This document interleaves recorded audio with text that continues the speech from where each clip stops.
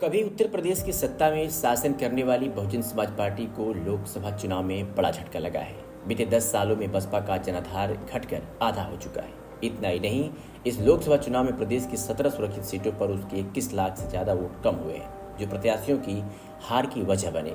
राजनीतिक जानकारों का मानना है कि ये वोट समाजवादी पार्टी और कांग्रेस को ट्रांसफर हुए हैं। पिछले 3 लोकसभा चुनाव में बसपा के प्रदर्शन पर नजर डाले तो पता चलता है कि वो अपनी क्वार्टर वोट बैंक को सहेज कर रखने में भी नाकामयाब हुई है। वर्ष 2014 के लोकसभा चुनाव में बसपा को कुल 1,59,14,194 वोट मिले थे, जो इस बार महज 82,53,479 पर ही सिमट कर रह गए। पार्टी का आधा वोट बैंक चुनाव दर चुनाव विपक्षी दलों की पाली में चला गया। जानकारों का मानना है कि यही वजह है कि बसपा को चुनाव में करारी शिकस्त का सामना करना पड़ा है। वर्ष 2019 के लोकसभा चुनाव के बाद बसपा सुप्रीमो मायावती ने सपा पर उसके वोट ट्रांसफर नहीं होने का आरोप लगाकर गठबंधन तोड़ दिया था। उनका यह फैसला अब सवालों के घेरे में आ चुका है।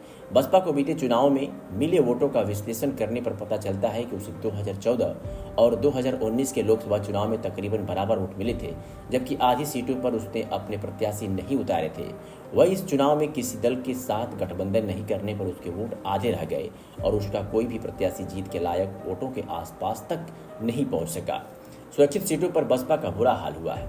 वर्ष 2014 के चुनाव में उसे सुरक्षित सीटों पर 39,71,139 वोट मिले थे, जबकि हालिया चुनाव में उसे इन सीटों पर केवल 18,24,322 वोट ही मिले हैं।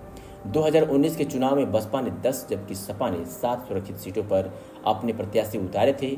भाजपा ने 17 सीटों में से 15 पर जीत दर्ज की थी, जबकि बसपा को 2 सीटों पर जीत हासिल हुई थी।